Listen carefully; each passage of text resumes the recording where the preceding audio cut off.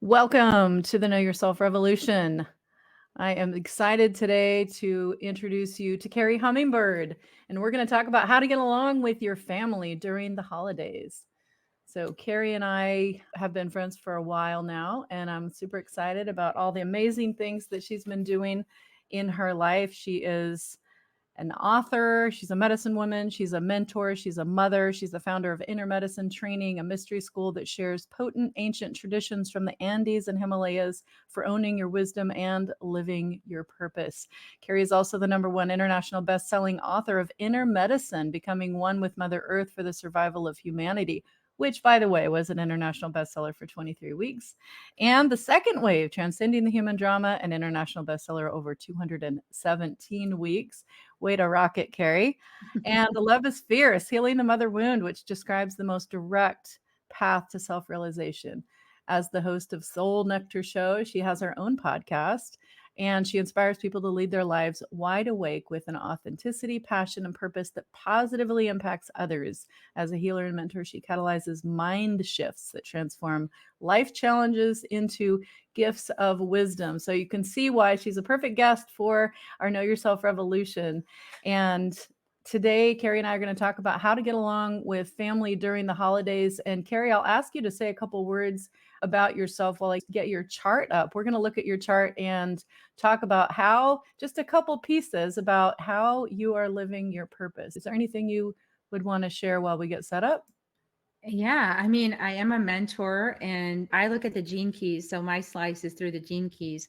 And when I look at that, I can see like I'm here to be a mentor. It's right there in my thing. I'm also a creator. I'm here to create new things. And I work in the family system. So like I'm here for families. I'm here for small groups of people, 15 groups of 15 people at a time, right? I'm here to explore this whole aspect of life. So I didn't know any of that when I was younger. For me, the major revelation started coming through human design. Like I'm a manifester by design. So why am I so weird and different than everybody else? Like, here's one of the reasons why. And that's why you operate differently and why I don't like people asking me thousands of questions. And there's a lot of things. And my mom is a manifester too, by the way. So we're going to talk about my relationship with my mom. Yeah, healing family relationships simplifies your life. So it's worthwhile to know your design and to know your family's design so you can see why it is that you're have these friction points because they're here for our growth. Absolutely. Yeah. And I want to tell a little story about Kerri. She and her husband came to one of our meetups here in Austin.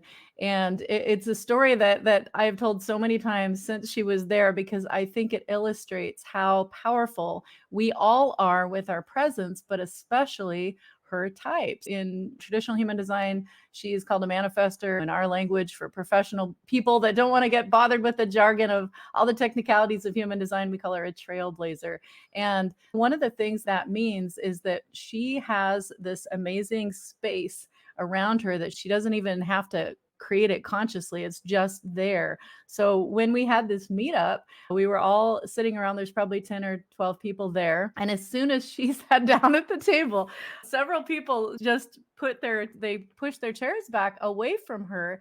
And we talked about the power of your aura, your energetic space. And I explained that for her particular type, she is here to create something new and she's here to initiate. She's one in a small percentage of people that are here to initiate. So for her, if you want a relationship with Kerri, like she's gonna just say, "Hey, you, I want to have a relationship with you." It was so funny to see the dynamic in person because when she sat down, there was this space created, which is actually for the purpose of giving her space to be able to tap in and listen and to create and initiate what she wants. And she needs space to do it. I'll let you explain a little bit more about that in a minute. But I just thought it was so incredible to just nobody even knew. I knew her type, and I didn't know this would happen, but it was just so funny when she sat down. Just this space was automatically created and it wasn't necessarily conscious or intentional, but it happened, and it illustrates how powerful our being is, the energy that we take up when we are present. And so presence is really powerful. So I just want to point out that Kerri is a trailblazer, and that particular energetic configuration is for the purpose of creating something new. She's here for service. You see right angle cross of service. That's part of what we call her grand purpose. And you'll see more about that as we talk. I'll point out two other quick things about Kerri in her chart. You can see the yellow triangle on the far right is her emotional solar plexus. And so this means that she is meant to wait for clarity over time when she makes decisions. And sometimes we've been friends for a long time. So when we talk of human design, especially for people that know her, we talk about you, Kerri. Don't worry. But how powerful you are and how you're an example of somebody that needs to sleep on it to make the best decisions for you. And I want to also point out that see that colored line that goes from the yellow triangle on the right to the blue square at the top. That's her throat chakra. And she's got this direct connection, this constant flow of energy going from that yellow chakra, which is a motor, and it motorizes her throat. So that gives her the ability to be able to really speak and just see things happen like almost instantly. Maybe you can talk about that in a minute, Kerri. I'm curious. Everyone's jealous of your type because they think a lot of people, when they hear the name manifester, they think that you have to be a manifester in order to create. And my intention with this podcast and with the Know Yourself Revolution Summit is really, if you're listening, for you to know that you are perfect the way you are, and that we're all intended to create intentionally the reality that we want to live into. And Kerri is a perfect example of that. So you'll hear more about that as she shares her story in just a few minutes. So Kerri, I'm going to switch the screens around. Tell us a little bit about your particular story. And what we were talking about before we started recording is how interesting it is that the things that happened to you in life were really things that brought you to this place of intentionally creating a life that you love, and a life that's really, I'm going to say, brings you peace according to your chart. So I'm wondering if that's true, and if you could elaborate on that a little bit more. It depends on where I am in my emotion center. If I'm in anger, then I'm not creating peace, right? I'm creating more anger-based results. And because my emotion center is directly connected with my throat, and I spent 20 years in weekly psychotherapy talking about my problems, and with a great emotion, I created more and more of those, and things got more and more entangled and more and Wait, more wait, wait. gunky.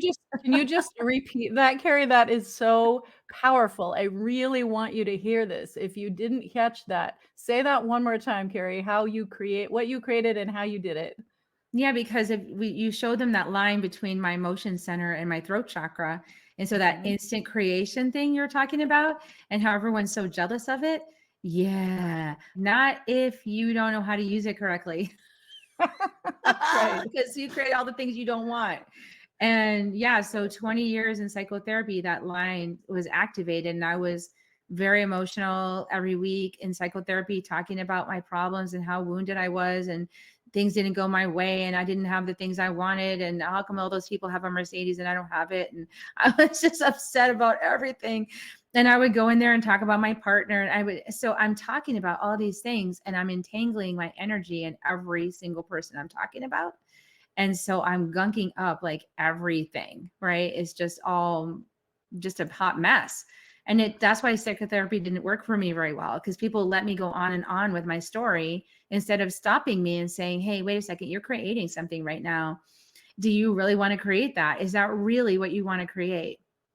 And I was like, maybe not, right? So I had to move myself out of talking about things until it was settled and peaceful. So in order for me to personally excel and learn to manifest through positive energy, I had to go to stillness. So for me, my path was energy medicine. So it wasn't so much talking about it endlessly that helped me. It was more getting into stillness, getting into quiet, getting into inner peace, learning how to access that. And then my Gene Keys chart is timelessness, patience, getting into the energy of delight. That is really how I was going to be able to move myself. So I had to go to my imagination and learn shamanic journey, and learn how to open up access to the higher realms, to my soul self, in order to shift the energies and get into peace and start creating from peace and self-confidence and self-assurance. So that's why I teach inner medicine, is because it worked for me, but that's my design. So I think a lot of us, I notice, if we're talking about what we don't want a lot, that is creating it, even if you're not a manifester. is creating it. And so we want to maybe just talk about what we do want and how it's in the process of happening. Absolutely. So changing our thoughts and intentionally creating with our words is something that we all can do, not just manifestor or trailblazer types. All of us do it. We do it, like Kerri said, not even meaning to, but every time you tell a story, you're creating that reality for yourself. So be really careful what story you tell. I'm speaking to myself too. It's an ongoing journey, but remembering who we really are and thinking about what story do we want to live into, I think is really important. And So, that's one thing I love about my work, Grace, is that you said I'm a right angle cross of service. I love being in service like that. And when I'm in service to others, I'm happy. That is actually my happiness. It's not martyrdom. It's just happiness. Like I love seeing people find their grace and see you are my grace. I love that. And so one of the things a manifestor is good for in right relationship, once a manifestor knows how to deal with themselves, one of the things that's really helpful is having a manifestor affirm your intentions. So that's what basically happens in mentorship, right? If a really good mentor is listening to you and helping you craft the story that would be best support you, right? In receiving what you desire and the version of you that would best support you in receiving what you desire, right? Somebody that can help you do that. That's powerful because I'm affirming it for you. I'm saying yes, and so it is. That's exactly what's happening absolutely. here. Yeah, and that happens whether or not you talk to Kerri. Think about for a moment who you spend your time with. It's gonna happen whoever you spend your time with, you're going to be in their field and they're gonna be a mirror for you. So it's so Mhm. important. I noticed in your chart, Kerri, we're both open Gs, open identity centers. And so what that means is that you and I particularly are on a quest in this lifetime to learn about what feels good to us. Who do we want to have around us? What is the surrounding physically, the geography? All of it has to feel good to us. Why? Because we absorb that identity of whatever it is, and that includes people. So, to your point, it's so important to surround yourself with the people that hold the vision of you that you're becoming, not necessarily the person that you used to be, especially if you're in a transformation process and wanting to change or make some shifts. So, Kerri, Exactly. I really appreciate you sharing those insights. It's relatively rare that I get to talk to somebody with your configuration. And so I'd love to hear more about your story about how to get along with family during the holidays. And I know before we started recording, we were talking about how the situation with your mom was really informing how you do the work that you do and what you do today. Because if you're listening right now, what I want you to leave with is a sense, and you'll hear this in Kerri's story, that everything happens for a reason and life happens for you, for us, for me, not to me. And so when we realize that, we can see that when we look back on our lives, we can see how everything was falling in place so that we could learn certain lessons, so that we could be pushed in a certain direction, so that we could ultimately live out the purpose that we're here to live out and to be and do what we're here to be and do. So I'm going to hand it over to you. Please tell us more about that story that led you to intentionally creating the life that you have now, Kerri. Yes, I love my mom greatly. But about 5 years ago, my dad died. And my dad used to be the peacekeeper. He was the bridge between us. And when he passed, we didn't know how to communicate because we never sorted through those conflicts. We just pushed him aside and let my dad do the work, right? So this is why death in the family can be so challenging if you haven't been working on your relationships. So I was always just afraid of conflict. I didn't really like conflict. And my mom was always instigating conflict with me and poking and pushing and prodding me. And I felt so triggered by it. I felt so attacked. And I just wanted to be comfortable. I just wanted to be happy, comfortable, peaceful, pretty, pleasing, and polite, which is the conditioning. Yeah. And my mom was always like trying to get me out of that spot. Quit doing that. So she wanted me to be powerful. And I wasn't being powerful. I was being a pleaser. So years later, when my dad passed away, and I was like, I want to heal this relationship with my mom. How can I do that? So I knew my gene keys chart. I had got access to my human design and then my gene keys, and I was like, oh, this is why I'm this way, right? This is my chart. So once I had faith in the system, because I saw myself in my chart, and I wanted to heal my relationship with my mom, I thought, oh, let me look at my mom's chart and just see what's in there.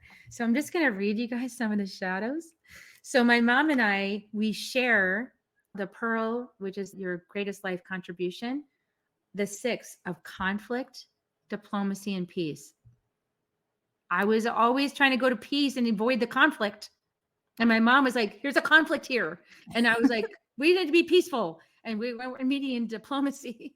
So my mom has provocation. She's always provoking me. And why?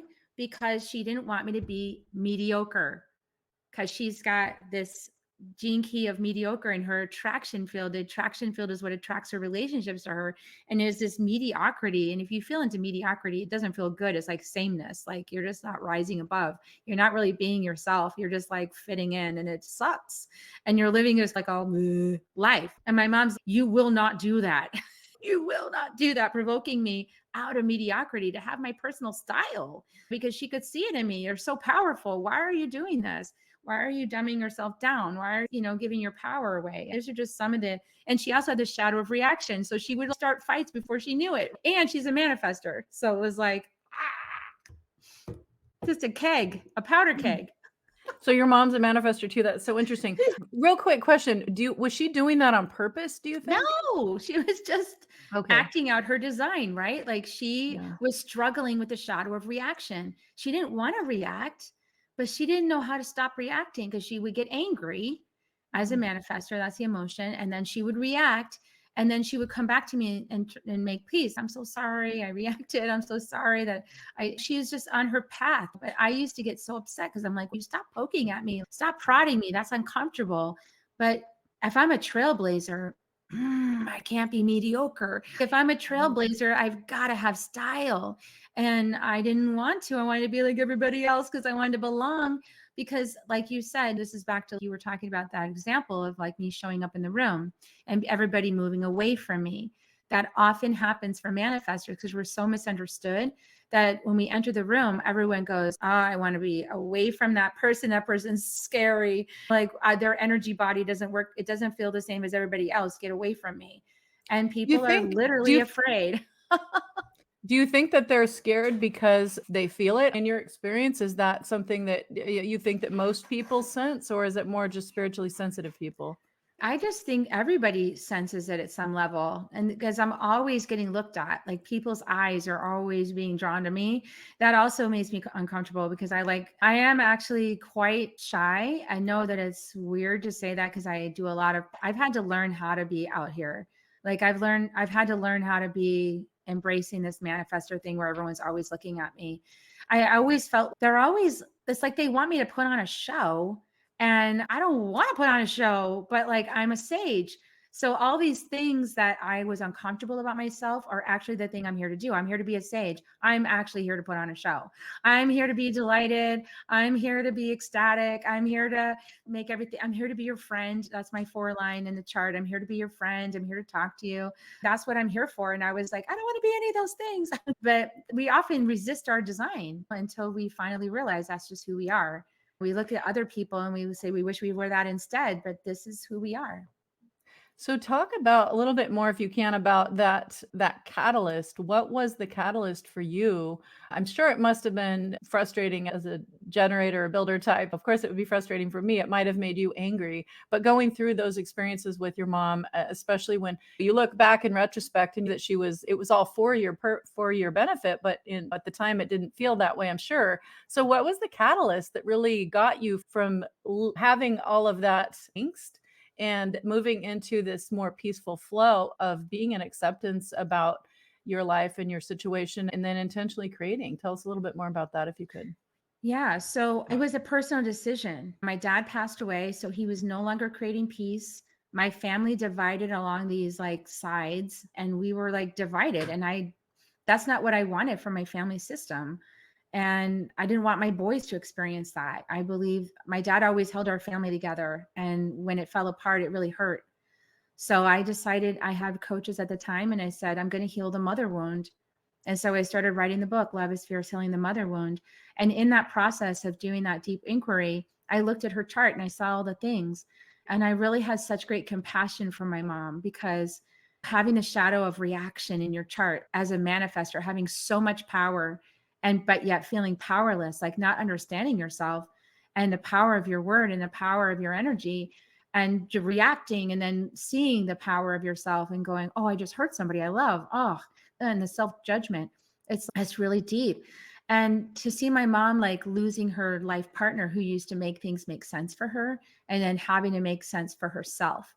So those were things I really thought my mom provoking me to not be mediocre was a huge gift, because now I can embrace the fact that I am different.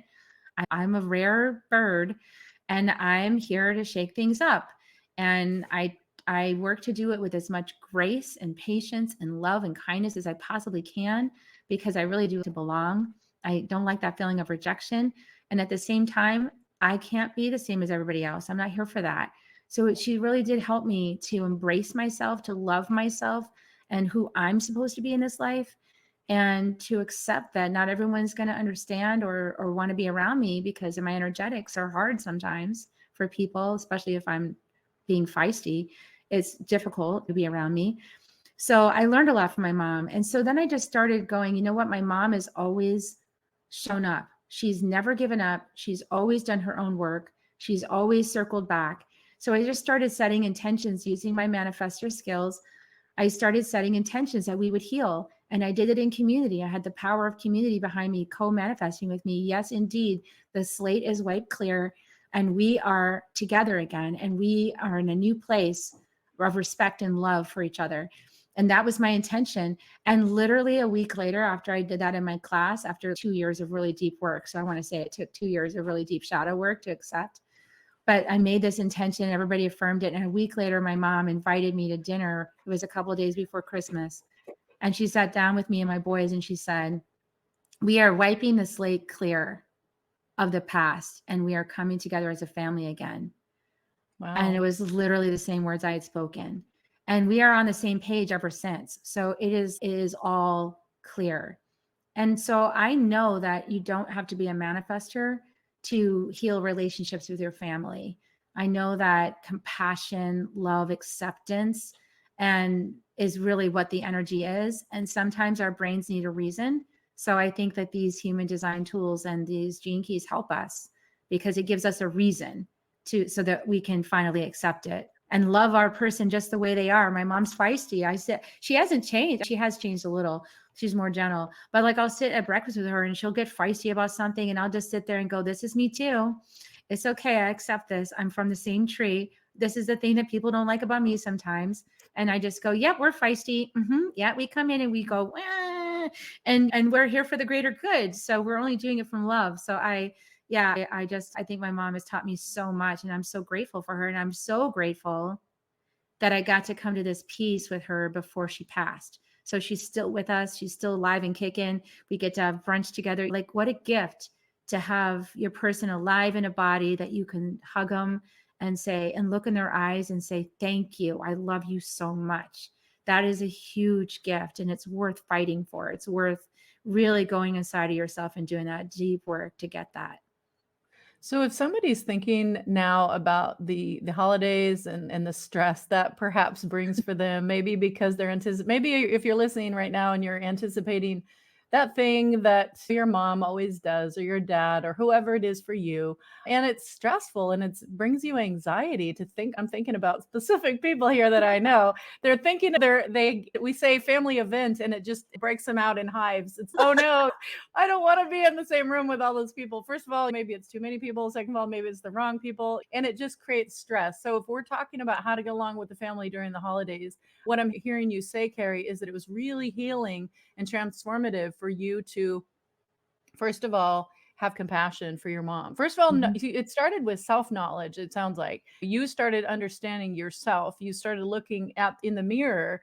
I can't help but think about the Michael Jackson song, start with the man in the mirror for the change. So that's what you did. You looked in the mirror, you said, wow, who am I? What am I? What do I bring to the table? And then you looked at your mom and you said, wow, she and I have a lot of the same qualities. And so you were able to look at her with compassion and then understanding. And then when you can look from a place of compassion and understanding, you can get to love and acceptance. And that goes a really long way towards getting along with anyone, but especially family, and especially during the holidays, and especially if it's only like a day or two. I'm wondering if what other advice Yeah. that you could share at this point for people that are feeling that anxiety as the holidays get closer. Yeah. So, what I would say is that it's a perspective shift. So, it's a really profound perspective shift that if you embrace this, will change everything. And the perspective shift is this: as a soul, I absolutely chose my parents and my family system as my starting place. If you can just embrace that perspective shift, then your mind will start looking for the reasons why that's true. So, what you want to do is shift your reticular activating system out of the story of I'm so victimized by my family into the story of I chose this. Why would I do that to myself? What am I here to learn? And for me, I resonate more with the Gene Keys chart, but Grace does beautiful human design work. So she understands all those technical things. I needed something simple for myself because I'm just like, what?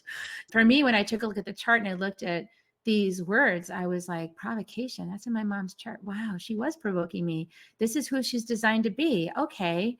All right. She's designed to be that. It helped me to see this is for me. Why is this for me? Because I don't like conflict. I have to admit that I don't like conflict and I want to skip to peace. Okay. So can I, during this holiday season, embrace more and support myself more through the discomfort I have with conflict and just accept that's part of what we're here to work on. Like she's got it too. I've got it. So we must be working on this together. My son's got it too. So it's okay. I'm just going to embrace that gritty feeling that is here to refine me and just be with conflict. And a simple practice you can do is bubble up. You just create a bubble of light around yourself when you're around your family to give yourself a little space and just How do you make do that. that, Kerri? I know when I used to hear people say things like that, it was early in my journey and I was like, "What? Can you just walk someone Yeah. through literally the I'm basics gonna of how to do that?" I'm actually gonna use my manifestor skills for everybody listening who's willing to receive this. I am creating a bubble of light all around your body. And let's make it an octahedron, which is two upside down pyramids meeting in the center. There is an octahedron of electric blue light all around you, the light of truth. And so everything passing through this octahedron of electric blue light removes all false and only leaves the true as it meets you inside your octahedron. Inside this octahedron of electric blue light, there's also now rose colored light. And that rose colored light is bringing compassion to your heart for everything you witness. And in this octahedron of electric blue light and rose colored light is now a golden light of energy that helps you remember that you are pure spirit. And so it is. And it stays there as long as you allow it to be there. And so just feel that. Let that be there. Let it filter all that you perceive so that only truth gets inside and that you're filled with compassion and love for what you witness. I love that. Thank you, Kerri. And I'll give one more little ritual because our minds need ritual to know that something's true. Before you go see your family, write down the story. Just write it all down. The reason I hate this person or they bugged the crap out of me is because of blah, blah, blah, blah, blah, blah, blah, blah, blah. And just write it, blow into the paper how it feels, and burn it. Give it to fire. And just say, I'm creating a blank slate. I don't know who my person is. I'm curious to find out. And I'm going to allow the filter of truth to show me something true because I've released my stories and something different's going to happen now. I love it.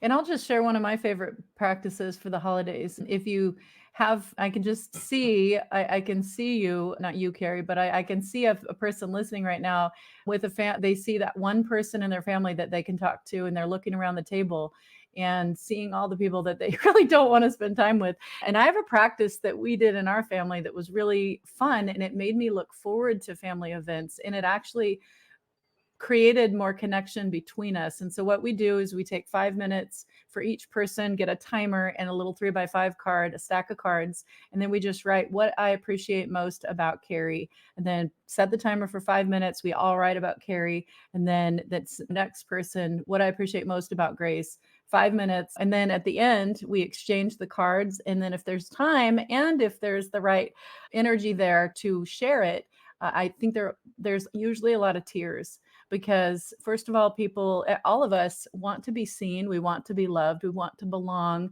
We want to know that we matter.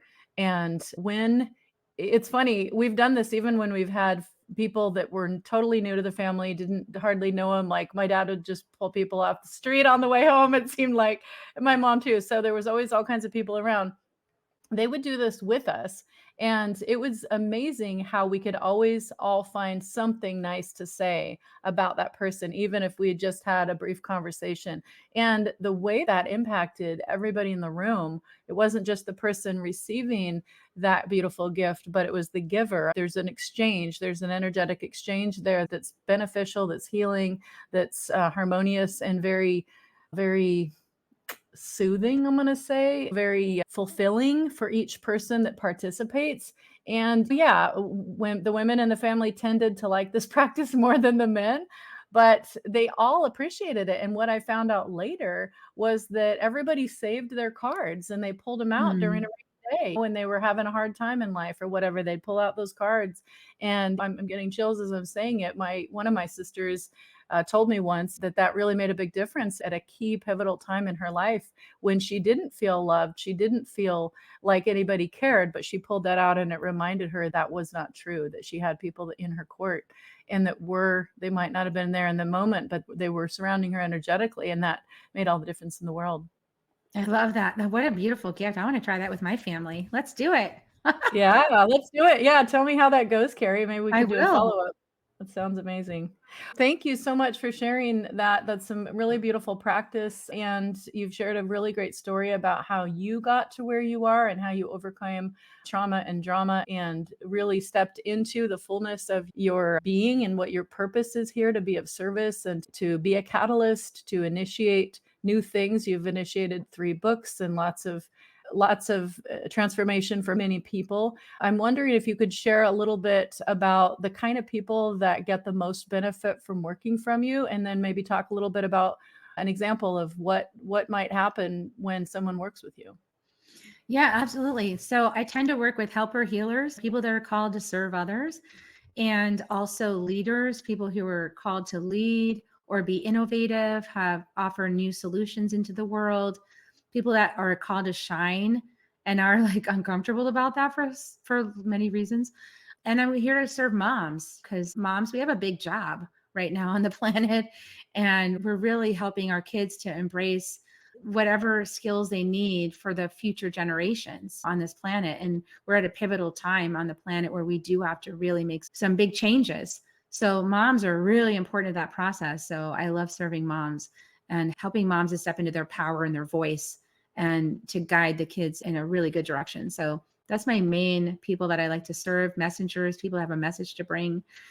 And yeah, so what was the other question you had? That's who I serve. That's who I like to serve. Talk a little bit about the type of transformation. Maybe you can share a story of somebody that's worked with you and what the impact of that was. Yeah, absolutely. So what I do is I guide people to create what's called a medicine bundle, which is helping you to transform yourself from the inside out. So we create a medicine bundle to support you transforming yourself. And I do it in the lineage of what I've learned from the sacred mountains in Peru. But like anybody can create a medicine bundle. In the way that we're doing it in inner medicine training, we put your gene keys chart inside the medicine bundle.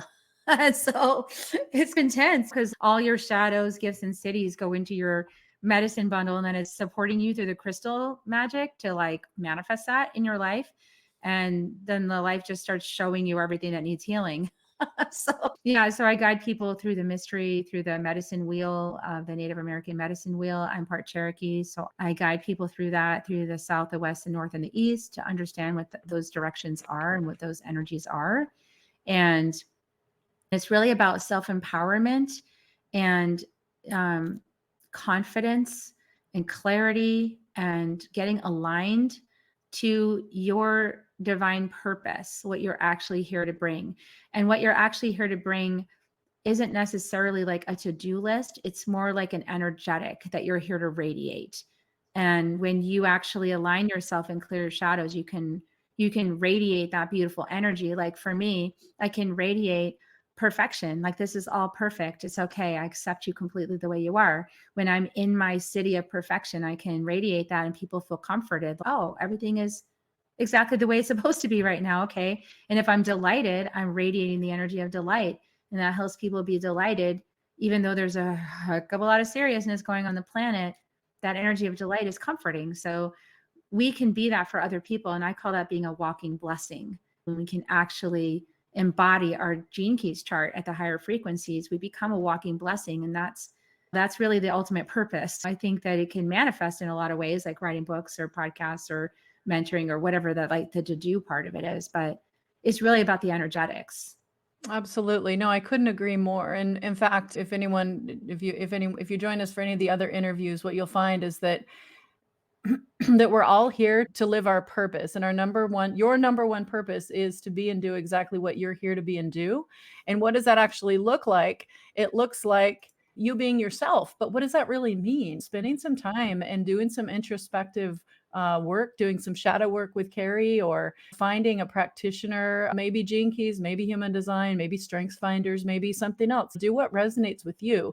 The important thing is that you start to look at yourself and realize that your purpose isn't to be the president of a country necessarily. Maybe it is, but it's not just that. Your purpose is so multifaceted and it involves being and doing all of what it is to be and do what only you can do. And so thank you, Kerri, for illustrating that in through your life and through your story, and how you overcame so much. I'm just looking at our notes, 20 years of psychotherapy and 13 years of, is it pills, ending in the dark night of the soul and disillusion of a 20-year marriage, stepping into alternative healing, and after 12 years of work, becoming a number one best-selling author, mentor, and messenger. What a path to power. And we've probably all heard that idea, your mess is your message. But That's true. taking those things that happen at the time, you think it's to you, but then you realize in retrospect that it's for you. All of Mhm. things that you've done, Kerri, and the way that you show up in the world, the way that you help others and that you support them in that transformation and that inner transformation, and integrating and embodying the wholeness of who they are, including the shadows, is something that you would not have been able to do in the same way had you not had those challenges, had you not had all of that stuff. And we heard most about your mom, but I want to bring it back to the family dynamics. All of this, if you're listening right now and if you're thinking about the holidays and your family, know that whatever it is for your benefit, and life is happening for you. And so thank you for illustrating that, Kerri. Is there anything else that you want to say as we wrap up here? Final I words. just want to, and I know it's on the screen, but I want to offer that you offer shamanic healing, which is an ancestral healing and past life healing. And there's a lot of reasons why things get sticky with family. Part of it is revealed by the human design chart and the gene keys chart. Part of it's just stuck energy of unforgiven stuff that needs release. And we have a lot of that going on the planet right now. If that stuff was released and we blank slated it, we'd be better off. So I do shamanic healing, and I have some holiday healing availability for this next few weeks. So if you want to do that, cool. And you can get healing from the inner medicine package. So it's a meditation pack that you're going to get when you go to kerrihummingbird.com/inner medicine. You get a meditation pack, and it has some meditations in there to help you clear some of this clutter. And it'll make it easier to get along at the dinner table. And then you can go home and do it again for whatever you got stirred up. Just clear it, blank slate that stuff. Yeah, thank you so much, Kerri. Yeah, there's so much here. There's so much healing for all of us, and it starts from within. It starts with that inner journey, and if you are looking for somebody to help you with that, and and Kerri's story has resonated with you, then I encourage you to reach out to her. And if you're curious and maybe you're starting to think, is it possible that what I've experienced could be part of my purpose? Then I encourage you to join us for more interviews, more conversations at knowyourselfrevolution.com, because you will hear other entrepreneurs who, like Kerri, who have intentionally created a life they actually love. The kind of life you wake up in the morning and you actually want to get out of bed. And not everyone can say that. And as more and more people get laid off, I know that this is something that a lot of people are struggling with and will continue to struggle with as things shift on the planet. And I know you have several books as well that can shed light on some of those things. Look Kerri up. She also has a YouTube channel and a podcast, the Soul Nectar podcast. So check that out. If her work resonates with you, I encourage you to do that. And if you're looking for more, be sure to sign up at knowyourselfrevolution.com to listen to the other interviews that we have in this series. Thank you so much, Kerri. Any final words? No, I'm really grateful that you're doing this, because I do believe that knowing yourself is such a key to peace on earth. If everybody just knew themselves better, you'd know why it's happening, and then you could know what other people are really all about too. They can't help it. They're being themselves. So you're being yourself, we're being ourselves, and let's just celebrate that we're so diverse. That's amazing. And I love that you're doing this. So thanks for letting me be part of it. Awesome. Thank you so much, Kerri.